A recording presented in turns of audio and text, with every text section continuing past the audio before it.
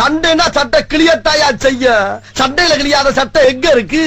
ஜனநாயகத்தினுடைய தலைமை பண்பு தலை நிமிர்ந்து நிற்பது தானே தவிர டெல்லியின் காலடிகளில் தேடுவது தலைமை பண்பு அல்ல.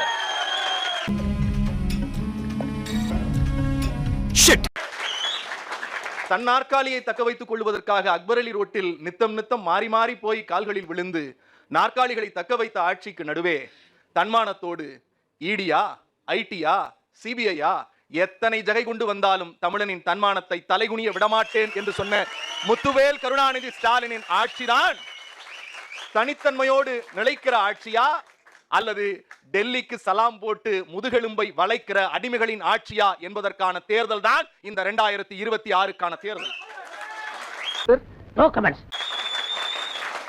நம்முடைய நாம் தமிழர் தம்பி ஒரு விடயத்தை சொன்னார். நான் எப்போதும் என் அண்ணனுக்கும் சேர்த்து அவர்களுக்கும் சேர்த்து சொல்லுகிற ஒரே பதிலை சொல்லி நான் கடந்து போகிறேன். வெறுங்கரண்டி வைத்திருக்கிறவர்கள் எப்படி வேண்டுமானாலும் ஆட்டலாம். நாங்கள் கையில் எண்ணெய் வைத்திருக்கிறோம், பார்த்து பக்குவமாய் தான் ஆட்ட முடியும். ஒரு கோயிலை பூட்டுவதாலேயே நீங்கள் எப்படி ஒரு சமூகத்திற்கும் இன்னொரு சமூகத்திற்கும் சார்ந்தவர் என்று சொன்னார். ஒரு கோயிலுக்கு நீங்கள் கோபப்படுகிறீர்கள். நான் சொல்லுகிறேன், ஒரு கோயில் அல்ல, தமிழ்நாட்டில் இருக்கிற அனைத்து கோவில்களிலும் எந்த சாதியில் பிறந்திருந்தாலும் அவன் கோவிலுக்குள் உள்ளே அல்ல, கருவறைக்குள்ளே அல்ல, அந்த கடவுளையும் தொட்டு அர்ச்சனை செய்யலாம் என்பது இந்த ஆட்சியின் சாதனை. இன்னொரு அடித்தகவல் சொல்லுகிறேன் என் தம்பிக்கு. தாழ்த்தப்பட்டவர்கள் கோவிலுக்கு உள்ளே போவது மட்டுமல்ல, இன்றைக்கு திருநங்கையர்கள், அதுவும் குறிப்பாக பெண்கள் ஓதுவார்களாக, அர்ச்சகர்களாக எங்கள் மாண்புமிகு அமைச்சர் இந்து அறநிலையத்துறை அமைச்சர் அண்ணன் சேகர் பாபு அவர்கள் தலைமையில் போகிறார். அது போதும். நம்ம அங்க ஒருத்தர் என்னுடைய பழைய கூட்டாளி,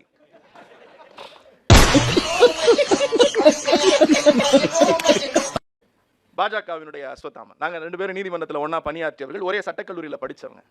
அவர் பாவம், அவர் ஓ அப்படியா விஷயம். ஒரு நிமிஷம். ஏய் அந்த என்ன செய்வார்?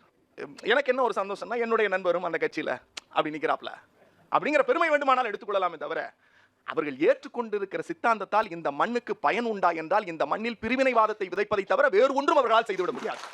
இதை நான் சொல்லல. நான் யார் தெரியுமா? ராயபுரத்து ஜாம்பவான். எல்லா தேர்தலையும் நான் தான் ஜெயிச்சேன். இந்த தேர்தலில் தோற்றதுக்கு காரணமே பாஜக.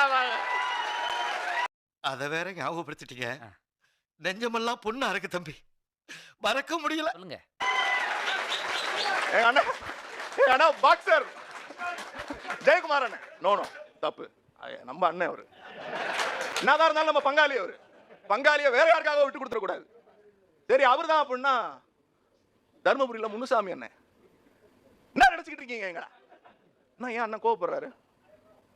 பாஜக இங்க வளரவே முடியாது, வெட்டி விடுவோம் அப்படின்னாரு. ஒரு வாரம் கழிச்சு நாங்கள் அதிமுகவோடு எதிர் வருகிற சட்டமன்ற தேர்தலிலும் கூட்டணி இல்லைன்னு சொன்னவர் டபுக்குன்னு வழக்கம் போல டெல்லிக்கு போயிட்டாப்ல. சரிங்க, போனதுதான் போனீங்க. கட்சி தலைவரை பார்க்க போறீங்க, அது ஏங்க கட்சி போட மூடிக்கிட்டு வரீங்கன்னு தமிழ்நாட்டு மக்கள் கேட்டாங்க. அவரை கேட்டா சத்தியன் சொல்றாரு, அவர்தான் தலைமை.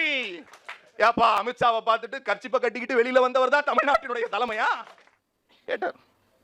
அஸ்வத்தாமன் இது என்ன பிரமாதம்? இது விட பெசலைட் ஒண்ணு இருக்கு. ஒரு விஷயம் சொன்னா, ரொம்ப திருவண்ணாமலையில் 2 காவலர்கள். தப்புதான். ஒவ்வொரு தனி மனிதன் செய்கிற எல்லா குற்றம் செயல்களுக்கும் அரசாங்கம் பொறுப்பேற்க வேண்டும் என்றால், பில்கிஸ் பானுன்னு ஒரு கர்ப்பிணிய என்ன பண்ணீங்க சார்? அது பழசு சார். அமித்ஷாவுக்கும் அதுக்கும் சம்பந்தம். அப்படியா? அந்த 11 பேரையும் நீங்கள் விடுதலை செய்தீர்களே, 11 பேரும் குற்றவாளிகள் என்று அறிவித்ததற்கு பிறகு, தீர்ப்பு வழங்கப்பட்டதற்கு பிறகு அந்த 11 பேரை கற்பழிப்பு குற்றவாளிகளை நீங்கள் வெளியில விட்டீங்களே, நீங்க அதெல்லாம் பேசலாமா? காவலர்கள் இடைநீக்கம் இல்ல, அரசு பணியில இருந்தே இந்த அரசாங்கம் தூக்கி எறிஞ்சிருக்கு. தவறு செய்தால் அவர்கள் தண்டிக்கப்படுவார்கள். நீங்க என்ன சாதனை செஞ்சிட்டீங்க அப்படின்னா, நீங்க என்ன சாதனை செஞ்சிட்டீங்க? இந்தியாவில் அதிமுக ஆட்சி விட்டுட்டு போறப்ப -0.03 இதுதான் ஜிடிபி.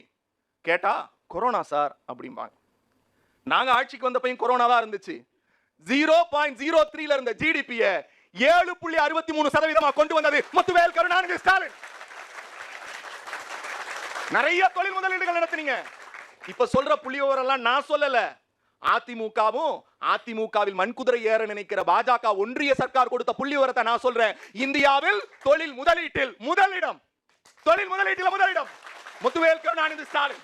சார், தொழில் முதலீடு ஊக்குவிப்பில் இந்தியாவிலேயே 2வது இடம் முத்துவேல் கருணாநிதி ஸ்டாலின். தனிநபர் வருமானத்தில் மக்கள் தொகையின் அடிப்படையில் 2வது இடம், வருமானத்தின் அடிப்படையில் முதலிடம் முத்துவேல் கருணாநிதி ஸ்டாலின். கல்வியில என்ன பண்ணிட்டீங்க? கல்வராயன் மலையில் இருக்கிற ரேவதி, கல்வராயன் மலையில் இருக்கிற என் தங்கை ரேவதி பழங்குடியின பெண் சொன்னாலே, எங்க அப்பா இல்ல, எங்க அம்மா இல்ல, என் தாத்தா இல்ல, ஆனா கலைஞர் தாத்தா அப்ப எங்க மலையில கட்டின பழங்குடியின உண்டு உறைவிட பள்ளியில நான் படிச்சேன், இன்னைக்கு ஐஐடி போறேன். இதுதான் சார் கல்வி. கல்வியில் சிறந்த தமிழ்நாடுன்னு ஒரு நிகழ்வு நடத்தப்பட்டது. அந்த நிகழ்வில் நாங்க பேசினா சுயபெருமைன்னு சொல்லலாம், மற்ற மாநில முதல்வர் பேசினா சொல்லலாம். அந்த குழந்தைகள் வந்து சொன்னார்கள், அந்த பிள்ளைகள் வந்து பேசினார்கள். ஒரு பிள்ளை, என்னம்மா நான் முதல்வன் திட்டத்துல ஜப்பானுக்கு போறியாமே, உனக்கு ஜப்பான் மொழி தெரியுமான்னா அந்த பிள்ளை ஜப்பான்ல பேசின காட்சியை நாம் இங்க பார்த்தோம். நாங்கள் உலகத்தில் நீ கேட்ட ஒவ்வொரு கேள்வி என்ன செருப்பால் அடிச்ச மாதிரி இருக்குடா. தொடர்பில் இருக்கிறோம் சார். சுதந்திர இந்தியாவில், இதை நான் சொல்லல, ஒன்றிய பிரதான் சொல்றார்.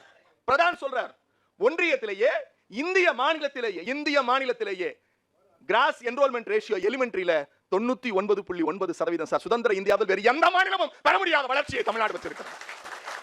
எப்படி சார் நீங்க சொல்றீங்க? அந்த மாநிலத்துக்கு தான் நீங்க 2000 கோடி நிதி கொடுக்க மாட்டேங்கிறீங்க. நிதி கொடுக்கணும்னா என்ன பண்ணணும்? இந்தி படிங்கன்னு. நீங்க வேறு முதலமைச்சரா இருந்திருந்தா கால்களினால் முதலமைச்சரானவர் என்ன செய்திருப்பார்? மும்மொழி தேவைன்னு ட்வீட் போட்டிருப்பார். என் தலைவன் சொன்னா, நீ 2000 கோடி இல்ல, 5000 கோடி இல்ல, 10,000 கோடி கொடுத்தாலும் என் மண்ணை அடகு வைக்க மாட்டேன்னு சொன்னது முத்துவேல் கருணாநிதி ஸ்டாலின் சார். கல்வியில் முதலிடம். மருத்துவத்துறையை பத்தி கொச்சைப்படுத்தினாங்க. அந்த மருத்துவத்துறைக்கு முதல்ல அனுமதி கொடுக்க வேண்டியது, லைசன்ஸ் கொடுக்க வேண்டியது நீங்க பக்கத்துல கூட்டணி வச்சிருக்கிற பாஜக தான். டிபார்ட்மெண்ட் ஆஃப் பாராசூட்டிக்கல் தான் அவங்களுக்கு லைசன்ஸ் கொடுக்கணும். ஆனால் அது பிரச்சனை அல்ல. பிறந்த குழந்தை இறப்பு இந்தியாவிலேயே குறைந்தது 99.8% குறைத்திருக்கிற ஒரே மாநிலம் தமிழ்நாடு. இதை நான் சொல்லல, மத்திய அரசு சொல்லுது. கல்வியில் முதலிடம், குழந்தை பிறப்பு இறப்பில் தடுப்பில் முதலிடம். அதை போலவே சார், நான் இந்த கட்சியை சார்ந்தவன், என் முதலமைச்சரை பெருமையாக பார்க்கிறேன். என்ன தெரியுமா? தி இன்னோவேட்டிவ் லீடர். நீங்க சொல்றீங்கல்ல, ரஷ்யா புற்றுநோய்க்கு மருந்து கண்டுபிடிச்சிட்டான். என் தலைவனுக்கு செய்தி வருது, 14 வயசுக்குள்ளார இருக்கிறவங்களுக்கு எல்லாம் அந்த புற்றுநோய் மருந்து போட்டா பெண்களுக்கு எதிர்காலத்தில் புற்றுநோய் வராதுன்னு சொன்ன உடனே 38 கோடியை இமீடியட்டா ஒதுக்கி தமிழ்நாட்டில் இருக்கிற 14 வயதுக்கு இருக்கிற பெண்களுக்கு புற்றுநோய் தடுப்பு மருந்து இலவசம் அறிவிச்சிருக்கோம்.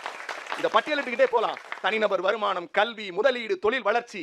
இந்த 10 ஆண்டு அதிமுக ஆட்சிக்கும் இந்த 4.5 ஆண்டு முத்துவேல் கருணாநிதி ஸ்டாலினுக்கு இப்படி ஒப்பிட்டீங்கன்னா, மலை எங்கள் முத்துவேல் கருணாநிதி ஸ்டாலின். நான் மீண்டும் சொல்லுகிறேன், பாஜக உள்ளே வந்துவிடும் அல்லது அதிமுக. சார், நாங்கள் மக்களோடு இருக்கிறோம், மக்கள் எங்களோடு இருக்கிறார்கள். 2026 திராவிட மாடல் 2.0 முத்துவேல் கருணாநிதி ஸ்டாலின் ஆட்சி பொறுப்பை ஏற்கிற போது உங்களையும் பதவியேற்பு விழாவிற்கு அழைக்கிறோம். நன்றி, வணக்கம்.